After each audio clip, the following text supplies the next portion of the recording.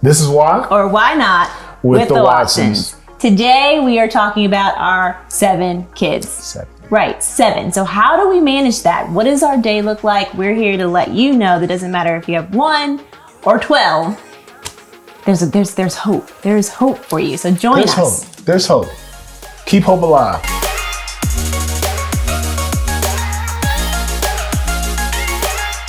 Welcome to Why? Or why not With the Watsons. So, 7 people kids. ask us all the time about these kids. So yes, there are 7 children that live in this house. Yeah. Yes, they live with us. And people are like, how is it so quiet? Well, because 5 of them are gone. 5 of them are gone. 2 of them are taking a walk, which is nice. So we got her. So wait, we have 7, just so that you know, 12, 11, 9, 8, 5. See, when you have 7 kids, you don't even know how old they are. 9, 8? No, how old is the 5-year-old now? Oh, she's 6. Thank you. Good grief, you got 7 kid brain. Oh, yeah, 7 kids. 6, and then twins that are 2. Yeah. So that's a wide range, but still relatively close in age. And people say, how do you do it? I mean, I can hardly manage with my 2 or 3. And I always say, taking care of any amount of kids is a lot of work. Yeah. So 7 is a lot of work. I mean, we didn't get here overnight. Like when you have your first, that's crazy. When you have your second, that's even crazier. But to me, 3 was just like that. 3? 3. It was. I mean, 7, yes. Yeah. But I'm saying before the 7. Yeah. The 3 was when you're outnumbered. And the 3 is when it's just difficult because, and then we had to, had them in like 3 years and everything was crazy. But like 4 and 5, now look, I wasn't pushing any out. Thank you. I was there, moral support, actually like helped a little bit.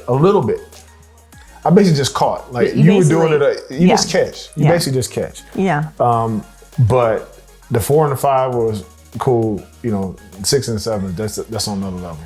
6 and 7. Because they came at the same time. Well, 6 and 7 need their own time to talk about. Exactly. Yes. So we'll just talk about that. But I think it's always funny when people see us out, they'll say, you have so many helpers. It's so nice. You have 7, but you have so many helpers. And I just want to know what they're talking about. Helpers, what does that mean? Like you have people that can, wipe their own behind. As if they're hired. And as do if they're exactly what you say all the time. No. Did they cook their own food? They do. No. They do wipe their own butts. That's good. But sometimes it's not as good as it's not as healthy as you think. But it is helpful. Our 2 oldest, 11 and 12-year-olds, super helpful. But, I think we're kind of not on survival mode, but there are definitely things that we do with our kids that I think make it a little bit easier. Do you agree? Well, what is helpful, and we may have talked about this already, but look, full disclosure, everybody has their preference on what sex of child they have. Are we really going there? Yeah, everybody has their preference. Like some boys I know, it's like all I want is girls. Some guys I know, like all I want is boys. Mm-hmm. Like I was. You were all I want is boys and one girl. Well, that's not all boys then. I wasn't finished with my sentence. Okay. Yet. Okay. Yeah, I was okay. I want to have my 3 boys first, and then I want to have my baby girl to take care of. Because 4 is a good Christian number. Yeah. You got 4 kids. Supposedly that'll get you to heaven. You get good church membership, everything. As long as you have your 4 kids. So, but then we had 2 girls first. Yes, and you were dying. It was devastating. It was. It was devastating. I'm so happy y'all can see my face and see me roll with my eyes. Had 2 girls first. Then we had the 2 boys.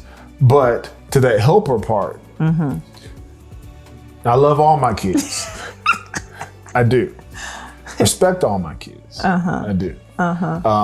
But having the 2 girls being the oldest in our family is definitely very helpful. Definitely. Now they're still kids. They are. They still get out of line. They still can't do stuff. They're still dependent upon mommy and daddy. But to the helper point, yes, it is. I do feel better, having one of the girls go get one of the twins than having one of the boys go get one of the twins. True story. I'm 100% there with you. I love the boys too, but the girls are definitely help. So how do we survive? People say, you have your hands full. It's a lot of things. What are some things that we would say that are important for our family that I think really any family can use if you have people that are not yourself? Like anytime you're in charge of taking care of someone else, making sure they're alive. What are some things? How do we survive this? What's a big thing for us? I mean, first thing for me is, so the atmosphere is chaotic, but we coined this phrase. It's K-ordered. K-ordered. It's K-ordered.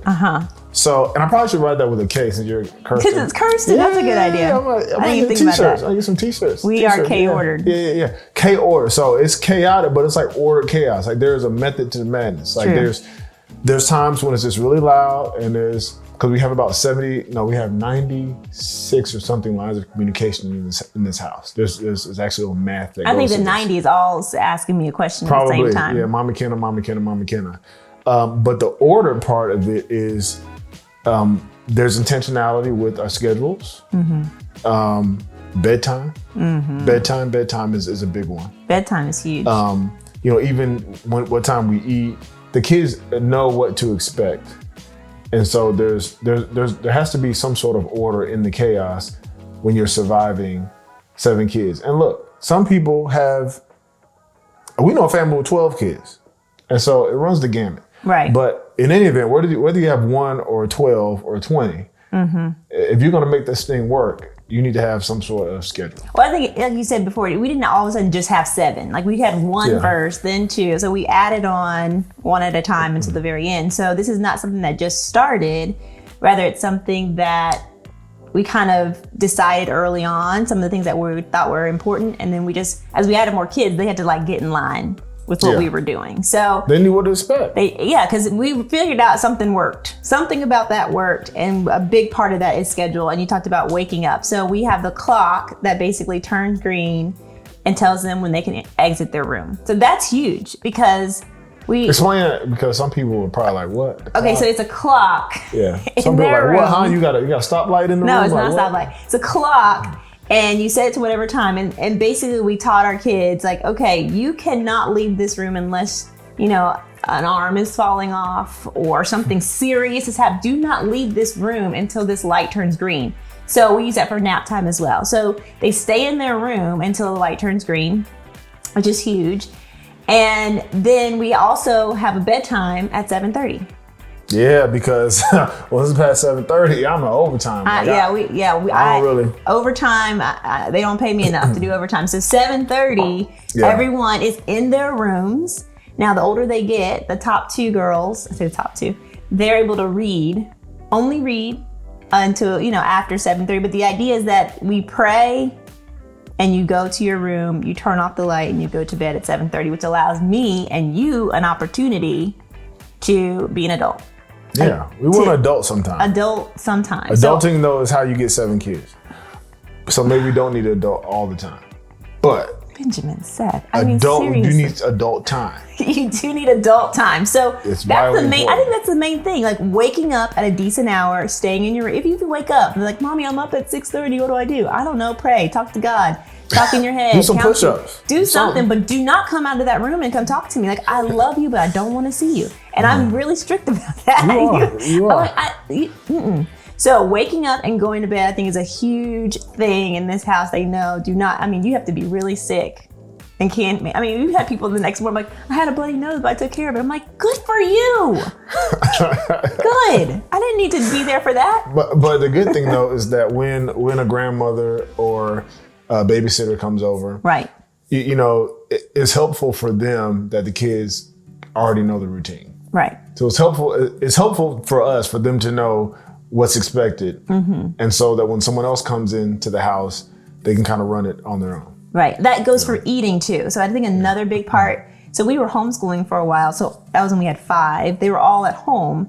So what kids tend to do, and those of you, we just got out of summer, so, summertime.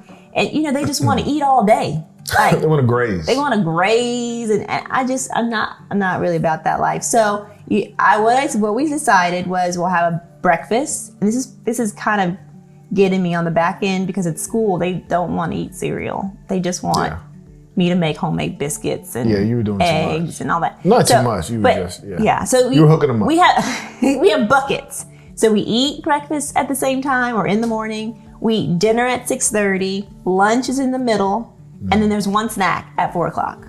So these big buckets kind of shape the day. Like we're gonna go to the table and eat for breakfast, for lunch, snack is at 4 o'clock, and then dinner. So that helps you figure out how to put in all the other stuff that you do. And if it's one time that our kids know for sure, it's 4 o'clock p.m. Eastern Standard Time. Like they know what snack time is. Like they could be in the middle of a game. It's like tea in London. Oh my goodness. They could be in the middle of a game. They could be outside. Yeah. They could be doing anything. And it's like, drop it. And then antenna goes, like, they look at the sun, they're like, it's 4 o'clock. Exactly. It's snack time. We're going to get snack. Then they're ready to, Right. So snack time is huge. And then it was, well, can I have this for snack? Can I have this? So we have to figure out what is allowed for snacks. So essentially, I was trying to make them do more things on their own, get the stuff by themselves, clean up. But the schedule helps. And it's also about expectations. So, intentionality for sure.